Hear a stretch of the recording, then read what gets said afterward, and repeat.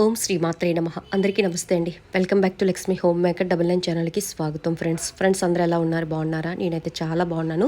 మీ అందరూ బాగుండాలని మనస్ఫూర్తిగా భగవంతుడిని కోరుకుంటున్నానండి.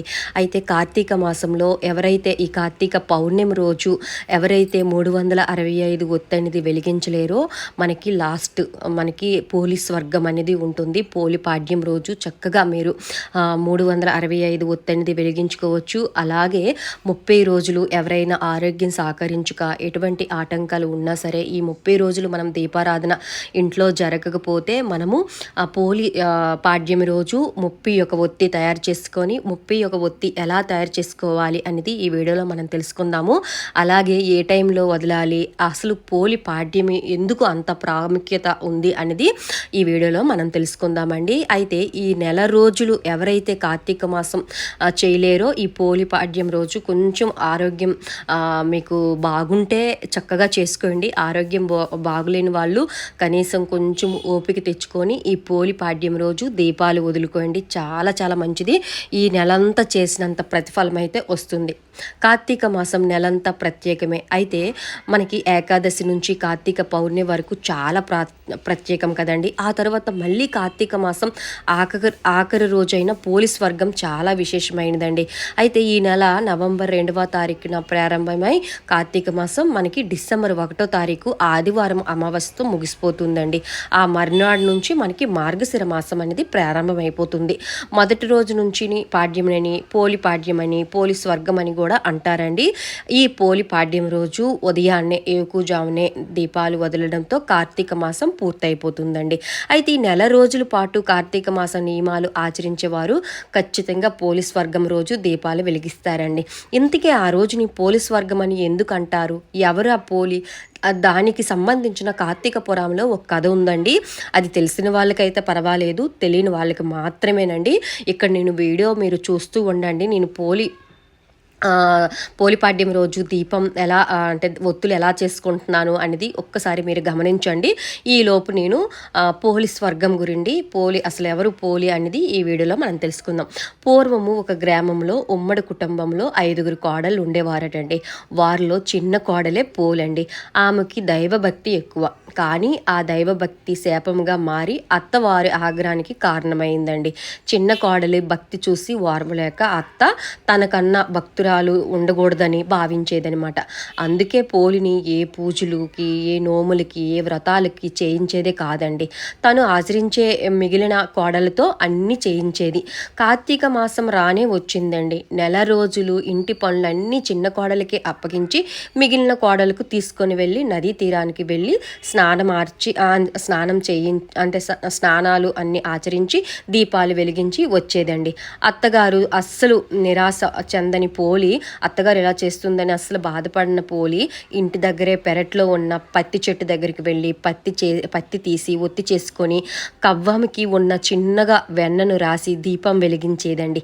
నదికి వెళ్ళి తిరిగి వచ్చేసరికి ఆ దీపాన్ని కనిపించకుండా బుట్ట బోర్లించేదండి. అత్తగారు చూస్తే ఎక్కడ కోపం పడుతుందో అని బుట్ట అనేది బోర్లించింది. ఇలా కార్తీక మాసం నెల మొత్తం రోజులు దీపం వెలిగించిందండి. కార్తీక అమావాస్య రోజు పాడ్యం రోజు అండి. అది చివరి రోజు కూడా ఎప్పట్లాగే ఇంట్లో పనులన్నీ పూర్తి చేసుకొని దీపం పెట్టింది. ఎన్ని అడ్డంకులు ఎదురైన భక్తి తప్పని పోలండి. అయితే ఈ పోలిని చూసి దేవదేవతలు దిగొచ్చారు. ఆమెను ప్రాణాలతోనే స్వర్గానికి తీసుకువెళ్ళినందుకు సిద్ధమయ్యారు. నదికి వచ్చిన అత్తగారు తోటి కోడళ్ళు పుష్పక విమానాన్ని చూసి ఆశ్చర్యపోయారండి. తమ భక్తికి మెచ్చి అది మా కోసమే వచ్చిందని దేవతలని పోలిని అనుకున్నారని వాళ్ళు మా కోసమే వచ్చిందని పోలిని తీసుకున్నందుకు సిద్ధమయ్యారు. తాము కూడా వస్తామని పట్టుదలతో పోలి కాళ్ళు పట్టుకొని వేలాడారు. అప్పటికి ఎలాంటి ఫలితం లేకపోయింది. స్వర్గానికి వచ్చింది ఒక్క పోలే కాబట్టి ఆమె భక్తికి మెచ్చి మేము తీసుకువెళ్తున్నామని ఆ దేవదేవతలు చెప్పారండి. ఇదండి, ఏదైనా సరే భక్తి ముఖ్యం. చూసారా, వాళ్ళ అత్త కోడళ్ళు నదీ తీరంకి వెళ్ళి స్నానం చేసినా సరే ఎంత భక్తి శ్రద్ధలతో ఆ పోలి అనేది ఇంటి దగ్గర చిన్న దీపం వెలిగించి స్వర్గప్రాప్తి కలిగింది. అదేనండి, ప్రతి వీడియోలో నేను ఇదే కోరుకుంటున్నాను.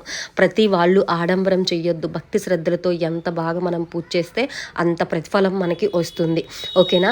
చూసారా ఇక్కడ ఒత్తి అనేది ఎలా తయారు చేసుకున్నానో మొత్తం నేను 31 ఒత్తి అనేది తయారు చేసుకున్నానండి.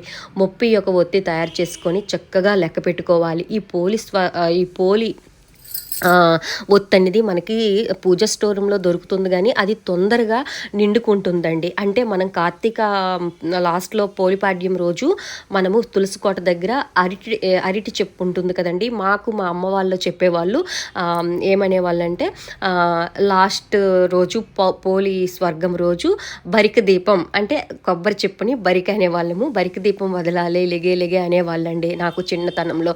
నాకప్పుడు అర్థమయ్యేది కాదు. ఈరోజు ఒక్కరోజు లెగిసి నువ్వు దీపం వదిలితే నెల రోజులు వదిలినంత ప్రతిఫలం వస్తుంది అని మా అమ్మ అప్పుడే చెప్పిందండి. అప్పుడు చిన్నతనం కదా, నాకు ఏవేవి తెలియదు. ఇప్పుడైతే తెలుసుకొని ఇంత ప్రాధాన్యత ఉందా అని అయితే ఇప్పుడు తెలుసుకున్నానండి.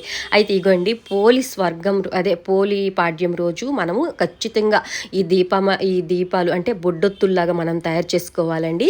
తయారు చేసుకొని 31 ఒత్తి అనేది నీట్గా ఇలా నేను వీడియోలో చూపించిన విధంగా మనము నీట్గా పేర్చుకొని చక్కగా ఒక వైట్ థ్రెడ్తో కట్టేసుకున్న తర్వాత అది మనము నేతిలో కానీ నువ్వుల నూనెలో కానీ నానబెట్టుకున్న తర్వాత మనకి కొబ్బరి చెప్ప ప్రతి ఇంట్లో అవైలబుల్గా ఉంటుంది కదండి.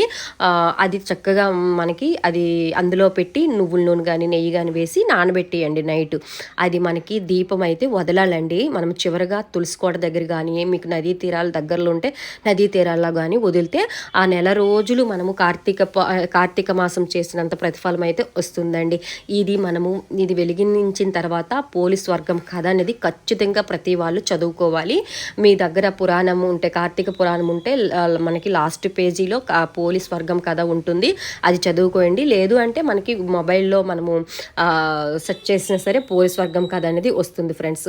ఈ విధంగా చివరి రోజు చక్కగా భక్తి శ్రద్ధలతో ఎవరైతే చేస్తారో వాళ్ళకి కార్తీక మాసం అంతా మనకి చేసినంత ప్రతిఫలము ఉంటుంది ఫ్రెండ్స్. ఓకేనా. చూసారా ఒత్తి ఎలా చేసుకున్నానో మీకు ఈ వీడియో మీకు యూజ్ఫుల్ అవుతుంది అనుకుంటున్నాను. యూజ్ఫుల్ అయితే కింద కామెంట్ బాక్స్లో మాట్లాడుకుందాం. ఎవరైనా మన ఛానల్ని కొత్తగా చూస్తే ప్లీజ్ సబ్స్క్రైబ్ చేసి లైక్ ఇవ్వండి. అందరూ అష్టైశ్వర్యాలతో ఆరోగ్యాలుగా ఉంటారని మనస్ఫూర్తిగా భగవంతుడిని కోరుకుంటున్నానండి. ఓం శ్రీమాత్రే నమః.